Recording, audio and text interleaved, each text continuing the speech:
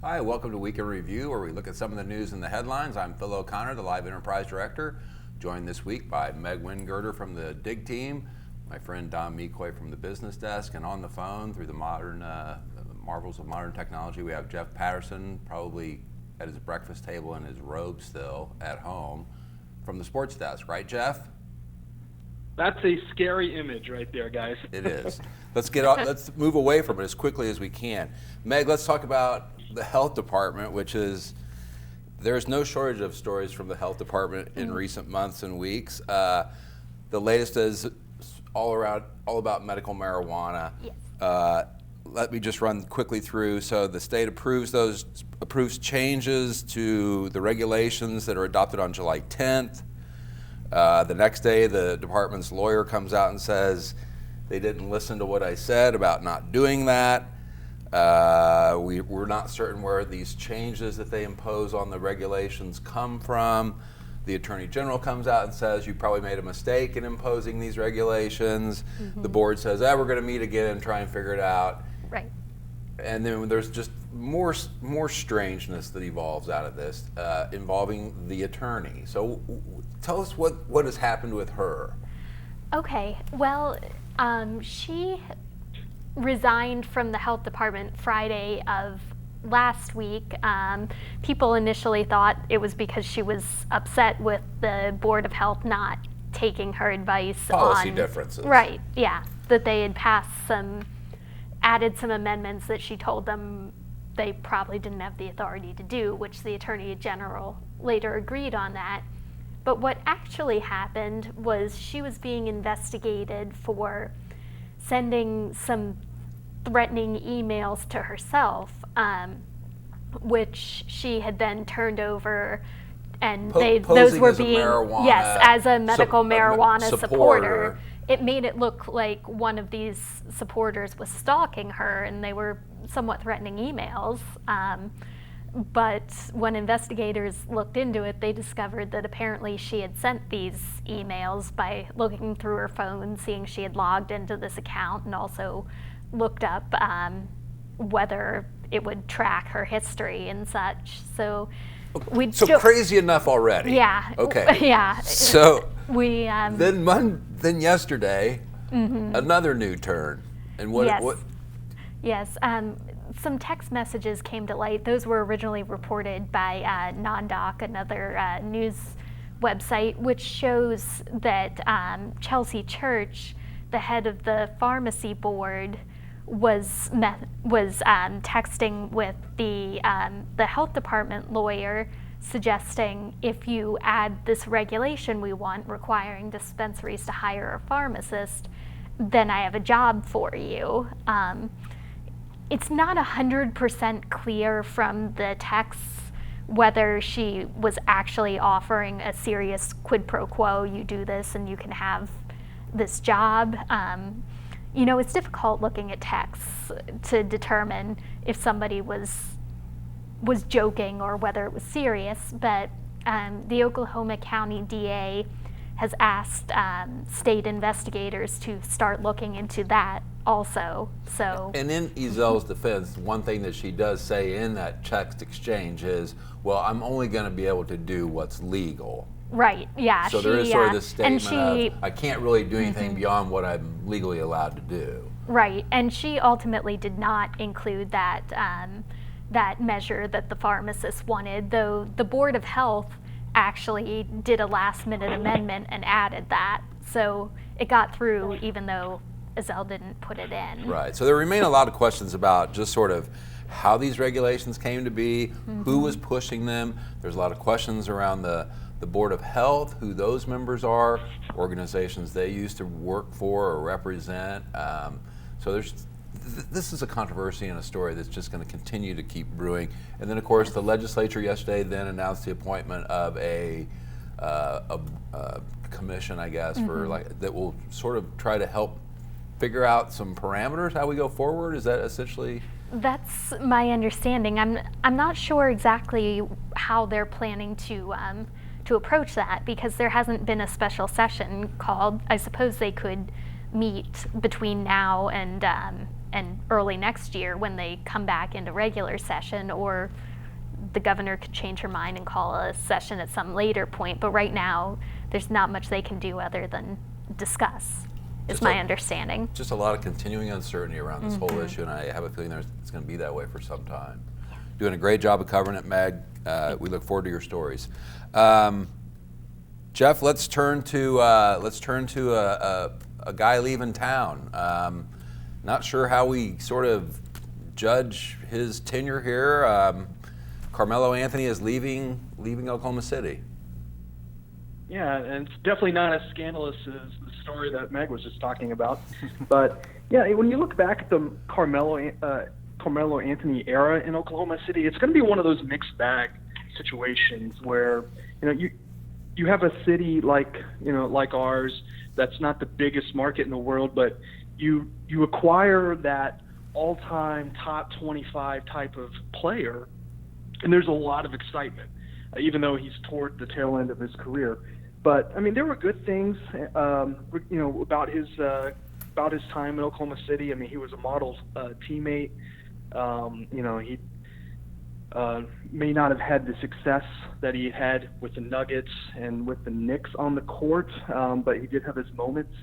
But you look back at this trade that occurred yesterday, and it's not officially processed yet because these 3-team deals can get really tricky. But I'm sorry. I was going to say, it's like it looks like a win for the Thunder somehow. Like you lessen that luxury tax bill, and you get some useful players in return. Well, I don't think, and Don, I'd ask you this. I'm #1 Thunder fan.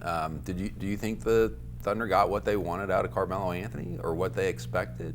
Oh, probably not. I mean, they weren't too dissatisfied. He did, he put up 16 points a night, which is probably about what they were hoping for. I don't think he was as successful as being. They were looking for Olympic Melo, who was just fantastic in the Olympics, playing with all these great players on catch and shoot threes. We never really saw that here in Oklahoma City. He got his points other ways, the ways that he's accustomed to getting them, these long post-ups and things like that. And then he kind of got exposed in the playoffs on defense, which was a real problem. Yeah, I think a lot of people would think this is sort of a good win for the Thunder, just to get out from underneath that contract.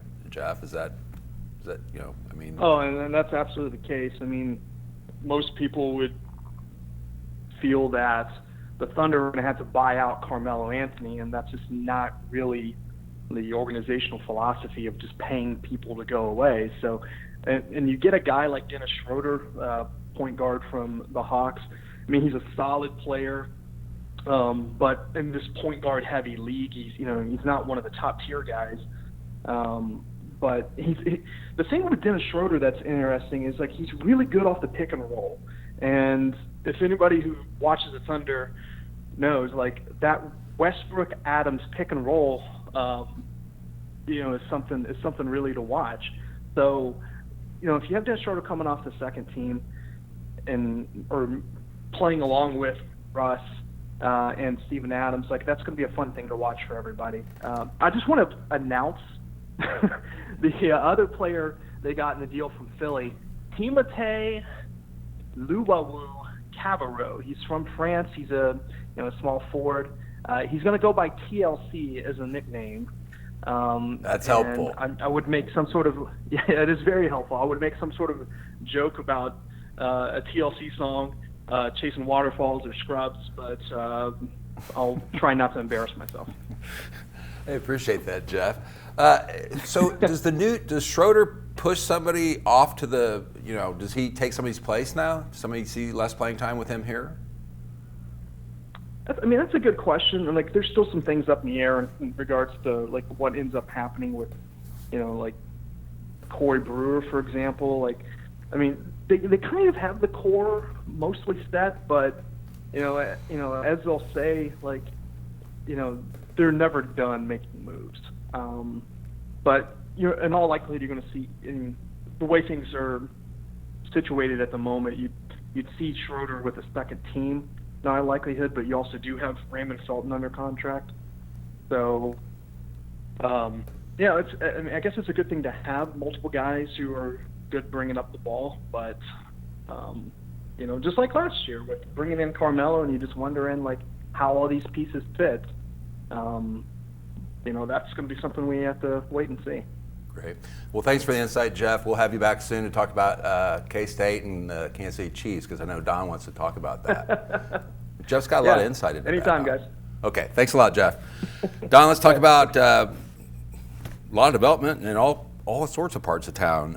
Let's talk about the 23rd Street Armory that's kind of sat vacant for some time and kind of been an eyesore. Yeah, it's a big old building, 87,000 square feet over by the state capitol. It's been vacant for 8 years, and the state agency that's in charge of state property had been taking several proposals, and they chose the one from Coop Ale Works, which is really interesting. Coop's going to pay, I think, $600,000 for the property, and they're going to move their brewery in there, which has just continued to grow. It was a 3-person operation. They're saying they're going to have something like 80 people when they get it going here, and the plans look pretty expansive. They're going to be brewing lots of beer. They're going to have a tap room. They're going to have an event area, and also in the upper levels of the Armory, they're going to have a small boutique hotel, and then they're looking at things like restaurant and other things like that. So it's a big area. They've got big plans for it.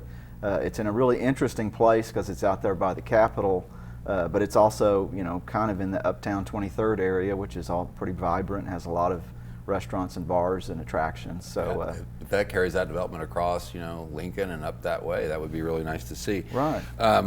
Another hotel, and it's interesting. I'll be curious to see what the clientele would be for that boutique hotel. But there is a clientele for sure for this one that's going to go up next to the Chesapeake Arena, the Omni. Yeah, the Omni. It's a 17-story hotel. It's a convention center hotel, has lots of areas for conventions to come in and meet. It's going to be connected to our convention center, which is going to be built. And they've now filed their building permits to build this sort of mid-rise building that's going to kind of move downtown a little farther south, and they're expecting to start turning dirt in September. Again, and we should have a hotel there by 2020. And that's just going to really change the face of downtown, the orientation of downtown, a lot of things. You're going to have, the south side, downtown kind of ends at the Chesapeake Arena. There's not much south of there. Well, 2020 and in the years following, there's going to be this convention center hotel, there's going to be the convention center itself, and then you're going to have Scissortail Park just stretching all the way down to the river, and that's the whole idea behind the core-to-shore development. And then finally, we've got some news with a neighboring building right here by us at the Oklahoman with the Cotter Ranch Tower. Oh, yeah. Bank First has put in a bid in bankruptcy to buy it, and as they are doing their due diligence, and there's a lot of work that needs to be done there, they've made a deal with the city, an understanding with the city that they and Continental are going to buy the largest parking garage in downtown. They're also filed their plans for how they're going to update this tower, and it looks like a lot of the changes that have needed to be made for a long time are in the works with Bank First. Yeah, a lot of nice cosmetic changes to the front of the building. Right, and particularly the plaza area, which is really kind of dreary right now. And we won't get into the discussion about part of the reason that they want that garage is because their belief that the Cox Center and the parking that it provides will soon be gone. Yeah, eventually when we get our convention center, there's not going to be a real need for the Cox Convention Center, and if that comes down, that parking's going to go away, but also it's going to be the most valuable development land in Oklahoma City. Yeah, we'll be keeping an eye on that as well. Thanks a lot, Don, for all those updates. Kind of news we give you every day, online, in the paper. Check us out. We think you'll like it. Thanks a lot. We'll see you next week.